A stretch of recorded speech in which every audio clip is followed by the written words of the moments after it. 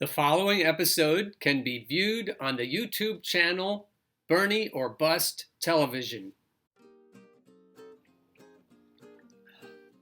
Good morning, USA, and welcome to another episode of the Bernie or Bust Show. Today we're going to unpack people's perceptions of Bernie supporters as Bernie bros. We're going to talk about this article by Kurt Bardella from NBC. We're going to think about things with Kurt here, and we're not going to just shit on him. We're going to try to figure out why he's saying what he's saying and why the people he perceives that way may have a different take on it. So, a reasonable conversation, we hope. Well, let's start with this. This is Morpheus speaking to Neo. The Matrix is a system, Neo, and that system is our enemy. When you are inside, you look around. What do you see? Businessmen, teachers, lawyers, carpenters, the very minds we are trying to save. Until we do, these people are part of that system, and that makes them our enemies. You have to understand that most of these people are not ready to be unplugged, and many are so hopelessly dependent on the system they will fight to protect it. Now, this memorandum from yesterday, we have Victor trying to get the word out, and as his voice is ignored over time, there's a sense of urgency. Now, even stridency, you could say some of our voices sound strident, but it's coming from this urgency because we see what we're fighting, and it feels as though other people don't see it or refuse to see it or are even keeping others from seeing it. So if you look at the Matrix as a system that's real, that's current, and call it neoliberalism, what we have is a need to be strident. We have a need to speak up. We have a need to speak out forcefully. And some of the people within the Matrix we're trying to save are going to protest. And they're going to call us Bernie bros. They're going to be upset with our strident voices. Now, this is what we were trying to get out yesterday to political pundits and also to moderators of Facebook groups. And this goes for moderators of Reddit groups also.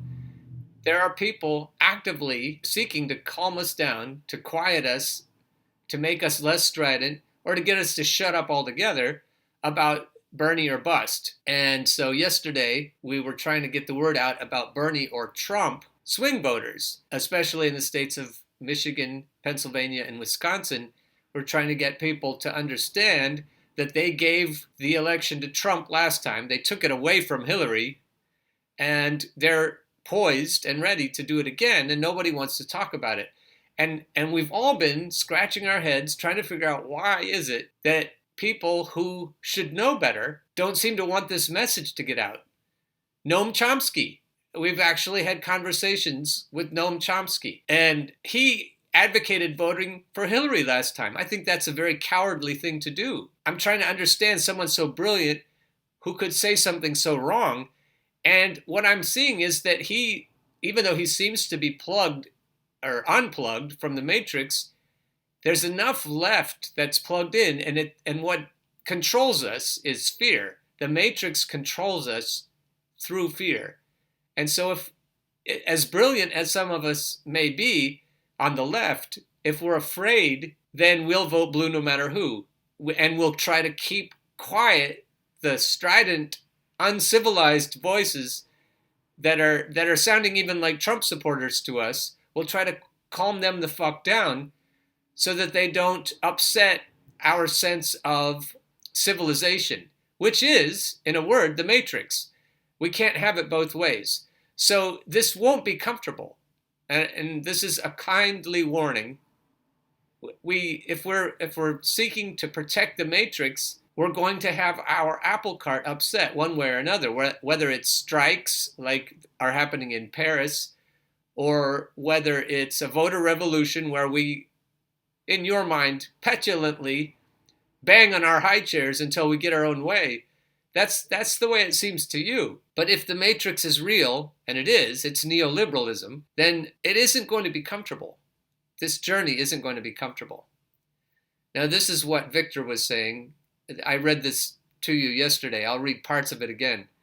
We are convinced, and no polling analyst has yet to take issue with our conclusion, that the Sanders-Trump swing voters will once again swing the election this year toward Trump if Senator Sanders is not the nominee. These folks are not Bernie or bust. The big difference, and I'm going to skip ahead here to something that I added to this memorandum, we are convinced that Democrats will nominate another neoliberal who will lose again to Trump because they are not being informed about the decisive Sanders-Trump swing voters. Bernie or bust gets mentioned somewhere almost every week, and I'm going to talk about this article from NBC. Bernie or bust represents a loss of 1 million votes for the Democratic Party, roughly, based on percentages from the 2016 election. But the 1.5 million Sanders-Trump swing voters will be a shift of 3 million. 1.5 million less for the blue team and 1.5 million more for Trump. It's 2 bites from the same apple. And so this is big news in a close contest. If the economy stays high, if the stock market stays high, that doesn't mean the economy is good for workers, but if the stock market stays high, if shareholders are happy, for some reason it's very difficult to unseat an incumbent president when the stock market is high. And so it will be a close election. If we can beat Trump, it will be close under these economic circumstances. And these 3 million voters may not seem like that much, but in a close contest, like last time, they decided it, and they are ready to decide it again. And so I'm trying to figure out, why is this not news? And these are Victor's words. How the hell is this not news? Well, it is news, but it's news about the matrix, from outside the matrix. So the people who are still plugged into the matrix can't hear it. They perceive it as an enemy attack. And it's a well-meaning enemy who's trying to liberate them, but they still see it as an attack. So they, as Morpheus said, are the enemy. And that's harsh. And that's why everything about this movement is perceived as harsh. And that's why we get called names. And we're trying to be as reasonable as possible. But the house is burning, and we need to get everybody out. And neoliberalism is that house. Let me skip here. I'll come back to this argument that I'm going to make. But let me skip to the yellow vest movement in France. The question is, does the neoliberal order have to be perceived by workers as legitimate? And in some ways, it doesn't. In some ways, it can ram the system down our throats against our will. But if there is a line that is crossed, as the line has been crossed in many parts of the world right now, then you'll see people wade into the streets. So here's an argument about legitimation and its importance in upsetting this apple cart of neoliberalism. How far do we go before everything comes unglued? I see. What do you think? I mean, will these strikes actually have an effect in the long term? I think that's a good question, because I agree that neoliberalism has been institutionalized globally in what some people refer to as a transnational state, right? The transnational state is the matrix. At the same time, within a country like France, there is the liberal facade of maintaining something like a representative democracy. And the desire on the part of the technocrats who are governing for global capital to at least create the appearance that what they're doing is in the best interest of the majority. Now, while that legitimacy, I would agree, is not an absolute requirement for them to push through their policies and plans, as we've seen repeatedly in the past and we see currently as well in France, there is nonetheless a minimal level of credibility and of a material base for the support of the general population that is required so that you don't have a global shutdown of the economy. And that's one of the most interesting things about what's going on in France right now. Interesting is putting it mildly. What happens when all of the ants stand up to the grasshoppers? What happens when all of the workers that the machine needs just suddenly say, hey, no more. We're aware now of what you're doing. We're aware that the matrix is killing all of us and our planet, and we're just not going to do it. What do the grasshoppers do then? how do they keep their system going if we won't cooperate? And that's what's happening in France. Been a real escalation in the nature of the struggles, and what's being demonstrated is that workers still do control the economy within France, the transportation networks, etc., and that if there's not a minimum material basis for their well-being, then they can take to the streets and they can shut the country down. That's where legitimation comes in. So if they don't have what they need, healthcare, food, water, shelter, comes down to wages. If they don't have high enough wages to meet their own material needs and to keep their families safe and warm and happy and fed, then everything will break down. And we won't keep pretending that the matrix is civilized. It's going to get ugly. All these people, especially in industries like transportation, if the trucks stop running, then nobody eats. And we don't have what we need to keep going. And in cities, just imagine a few days of trucks not running into major cities, and it's zombie land, it's carnage, it's the end times, it's Armageddon. That's what we're facing. Even a few days of the trucks not running or the power grid going down. We're a lot closer to that than people think. And so the voices get a little bit strident. We're saying, look, let's see if we can head this off. Let's see if we can, in a more civilized way than just blood in the streets, let's see if we can figure out how to avoid the Armageddon of climate crisis and of mass starvation. Because if the people get fed up by not being fed, then they're going to pile into the streets. They're going to start turning things over and burning things up, and it's going to get really ugly. And that isn't that far away if neoliberalism keeps foisting itself on us as it has been. So to go back to this argument, everyone with political instincts knows that Bernie or bust, Bernie or Trump is dynamite, in the same way that those protests are dynamite. If all the workers suddenly say, hey, we're not working anymore, everything stops, everything shuts down, and everyone starves. So that's why people are nervous about Bernie or bust. That's why they're nervous about even talking about it. They think maybe if we don't talk about it, it will go away. But it's still a fact. It's still a reality. So if we don't talk about it, then what we do is we ensure that we keep Trump in charge.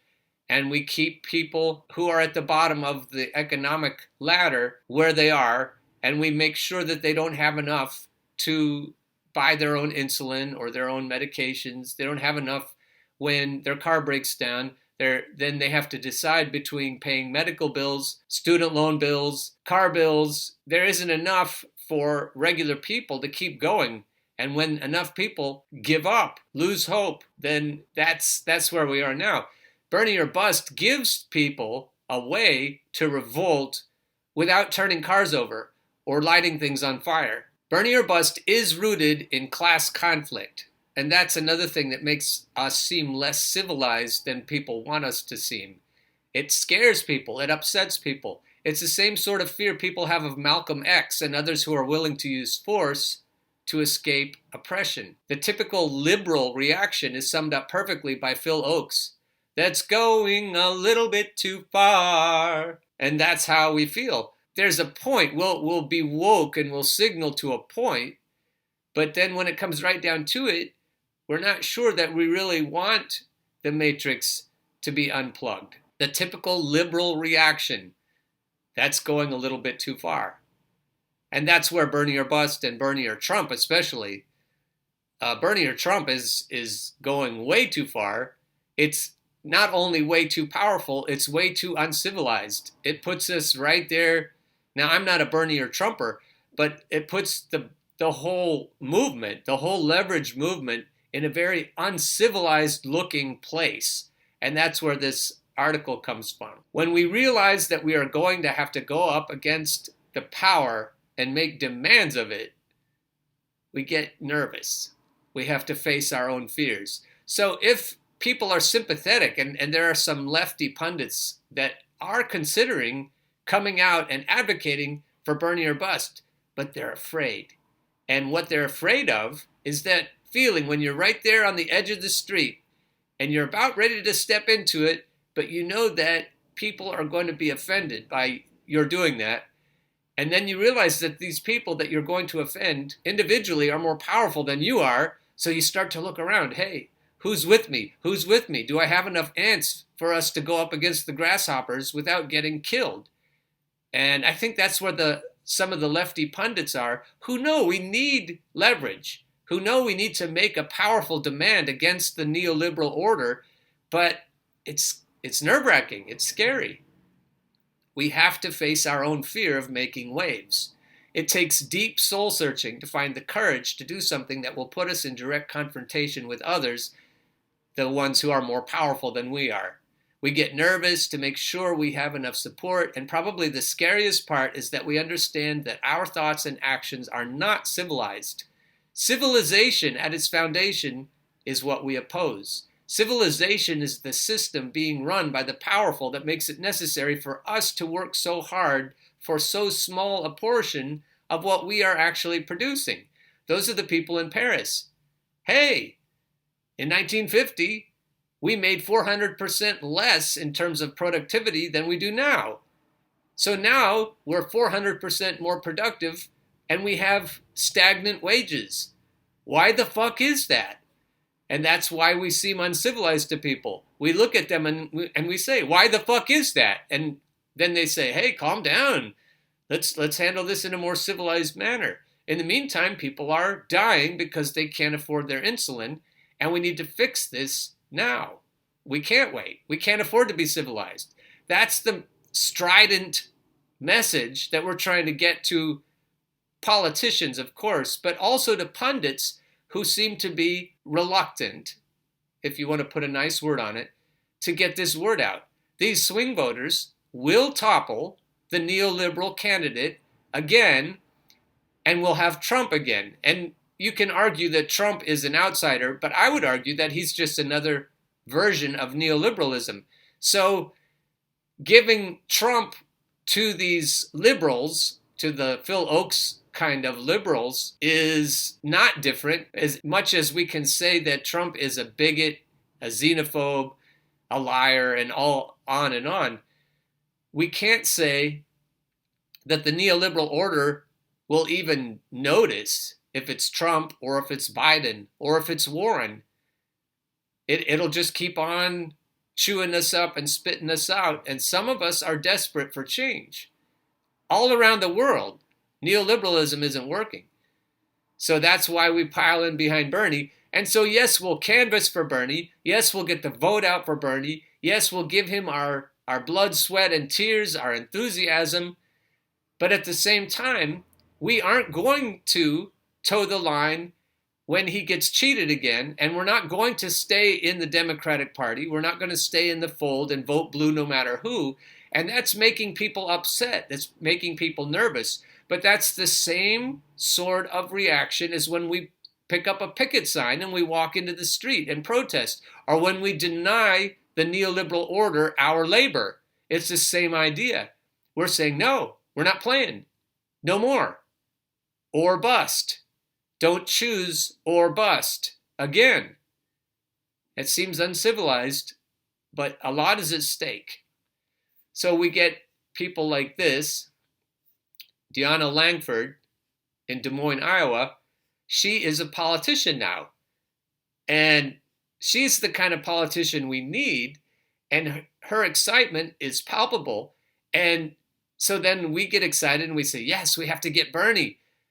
And then we go to the primaries and we see the voter rolls being purged. We see the ballot boxes being tampered with.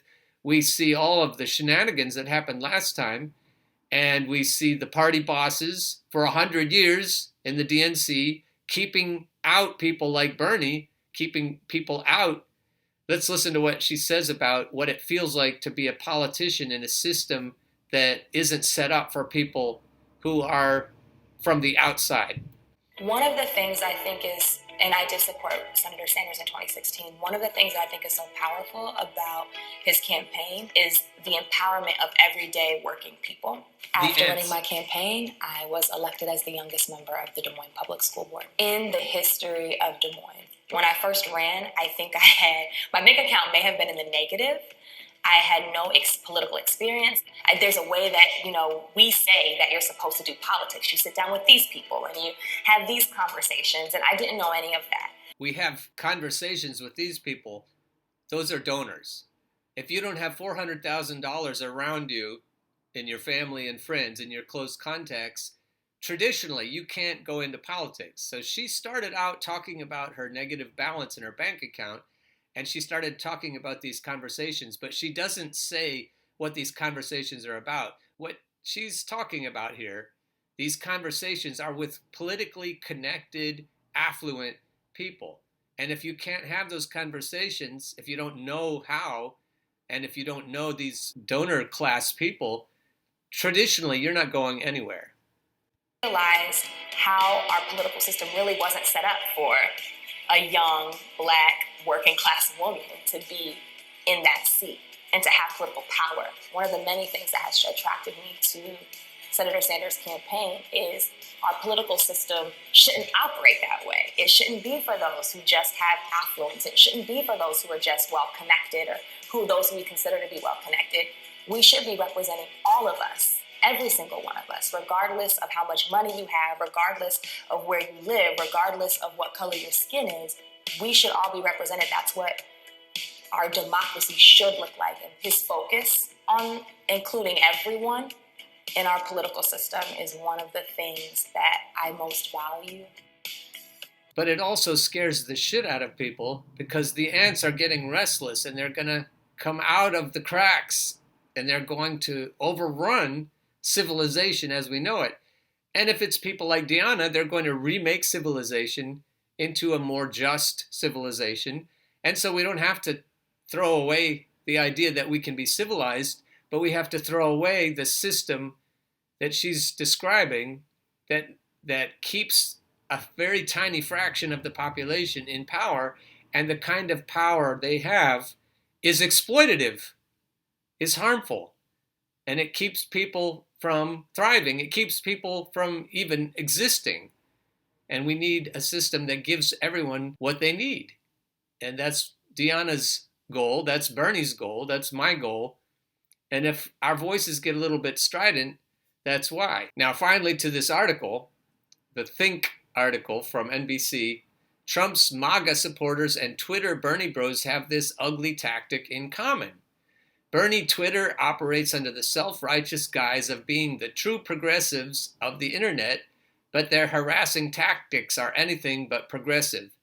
So what we're doing here is not attacking the message, the message that Dianna so eloquently brings to us. We're saying, watch your tone. We're not saying your message is wrong. We're just saying, watch your tone. And so when he's talking about self-righteousness, there is deserved self-righteousness. Bernie is on the right track, and people who resist are selfish. They are cronies of the neoliberal order. They are higher up than just the workers who are being exploited. They're actually part of the problem. This guy, as politely as I can say it, Kurt, you're part of the problem. He's talking about a hyper-vocal faction of Sanders supporters, colloquially known as Bernie Bros, and they have a desire to put me in my place. What we're really trying to do is get out of the place that the neoliberal order has put us in, and if you're defending the neoliberal order, we're going to get you out of the way. We're going to get you out of the road, that's the old road that's in between us and what we need. That old road is rapidly changing. So you better get out of the way. You better stop complaining that we're not civilized. You're going to get run over if you don't join us. On the morning after Tuesday's Democratic presidential debate, the Never Warren hashtag started trending as some supporters of Senator Bernie Sanders went on the attack, and the media amplified those attacks. The anti-Senator Elizabeth Warren missives took many forms, including a small snake emojis mob, the biblical plague of snakes, but the aggressive tenor was familiar. I think it's interesting that Kurt thinks that the media amplified those attacks. David Sirota, for example, other lefty pundits who are certainly not as powerful as the pundits in MSDNC, Clinton News Network, New York Times, Washington Post, and so on. But the amplification, as best it could have happened, did happen. And Twitter is sort of a democratic place. And so when the people get upset, you're going to see it on Twitter. You may not like it. You may wish the mob was less restless. You may wish that the proletariat would keep in their places. And that's what it sounds like, Kurt. You sound like a snob. You sound like an elitist when you come down on the people who are protesting via a fairly democratic format such as Twitter. Sometimes we have to weigh whether or not it's even worth writing something that could incur the wrath of a political figure's devout following.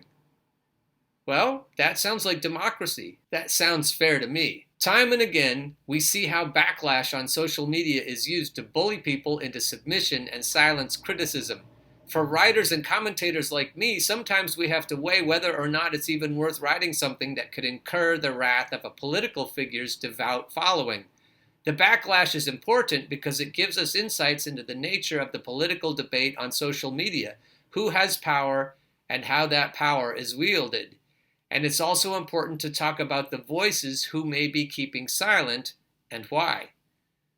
The attacks against Warren come from the same corners of social media that disparage Democrats, like myself, as being puppets, centrist, anti-Semitic, and ageist for having the audacity to question or scrutinize their chosen leader.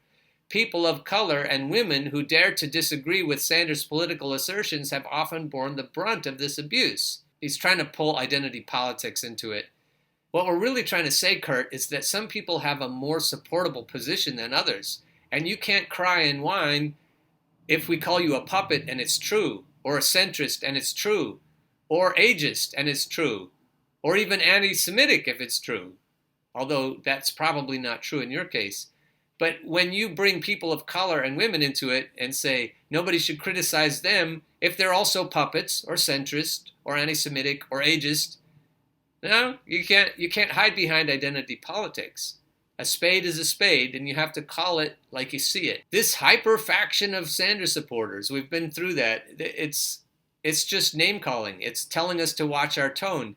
If what we're telling you is, hey, the Matrix is killing all of us, we need to escape, and then you say, don't sound so strident. Watch your tone. I don't like the way you're telling me that. Now, let's deal with what's actually happening here. Let's deal with the facts. Let's deal with the problem that's facing people who are lower down the socioeconomic ladder than you are. Let's call a spade a spade. Let's roll up our sleeves. Let's get the word out about Bernie to Trump swing voters who will vote for Bernie in the primaries and then for Trump in the general election if Bernie isn't the candidate that the Democrats anoint this time. Let's talk about that, and then you can use whatever tone you want. But in the meantime, don't try to shut down the argument on the other side just because you don't like the way people are framing it or the tone of voice they're using. Deal directly with the argument, and don't be part of the problem. Get on board the Bernie bus train. Come get on board the Bernie bus train. Once you hear that clickety-clack, there ain't no time for turning back. Go get on board the Bernie bus train.